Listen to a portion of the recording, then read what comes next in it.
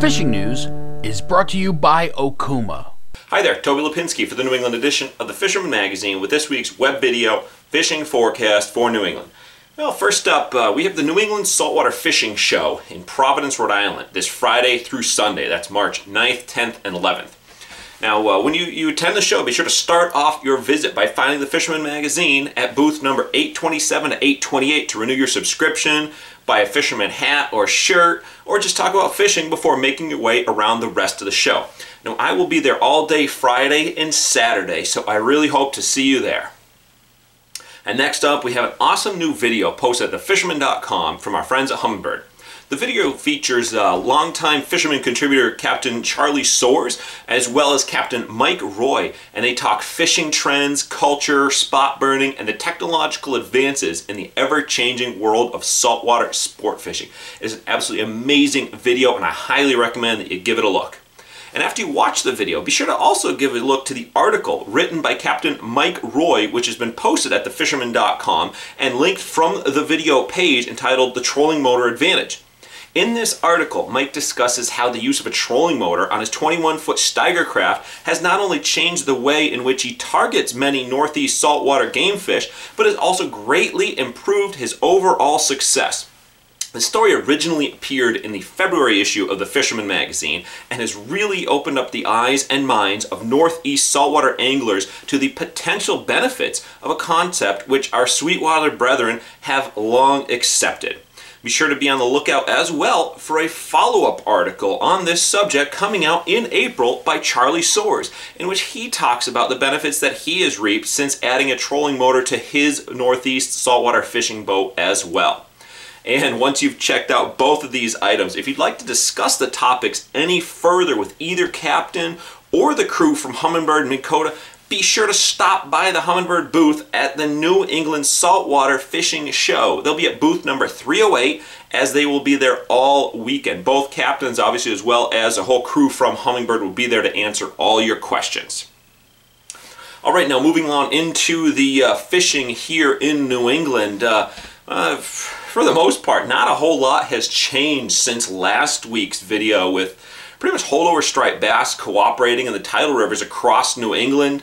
Still getting pretty good fish, anywhere from small schoolies up to maybe mid 30-inch class fish. Unfortunately, this is kind of an odd time of the season here in New England, where we see some warm days pop up here and there, get us going, looking to get out and do some fishing. Usually though, with the water temperature still so cold, it takes a little bit longer for the fish to start to cooperate. And then smack dab in the middle of some of this nice weather, you get what we had here midweek, which is a nor'easter dropping snow and rain and slush and a whole messy mix. So that's just not going to help things for a little while. So it is the perfect opportunity to head on up to Providence this weekend for that saltwater fishing show. Let's see, another note. Trout stocking is underway across New England states, and just to be sure that you're up on the trout fishing rules, as they're a little bit difficult to follow at times, here's a quick overview for you.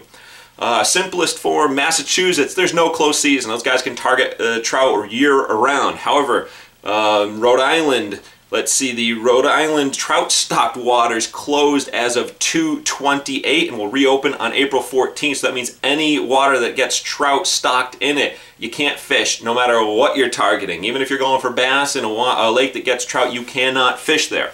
And then even more confusing, we have Connecticut.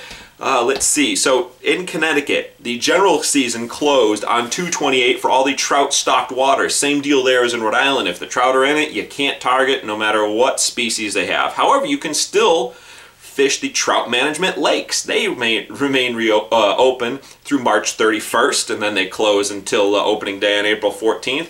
But we also have the trout management areas, as well as the wild trout management area Class 1 regions, which are open year-round for catch and release. As always, especially in Connecticut for the trout deal, if you want to get out, just be sure to double check the regs of the water in which you plan to target. That can all be found on the Connecticut DEEP's fishing website.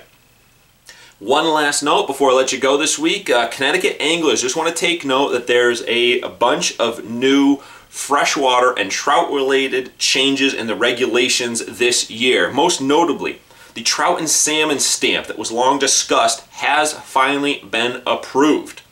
This is a $5 stamp, and it's required if you plan to fish in trout management areas, wild trout management areas, trout parks, and Atlantic salmon broodstock areas, or if you plan to harvest any trout, kokanee salmon, or broodstock Atlantic salmon anywhere in the state where they are located. Now, the trout stamp is not quite available yet. It's getting processed through. You'll be able to pick it up roughly the middle of March. It's, again, just a $5 addition. It's not an actual physical stamp. It's just an extra $5 you pay, and your license will then be reprinted and noted. For a look at all of these changes in Connecticut, I got it all recapped and broken down for you in a quick news story at thefisherman.com. All right, well, there you have it. As always, you head out and fish this weekend, be sure to start off your trip by visiting thefisherman.com. The fishing news is brought to you by Okuma.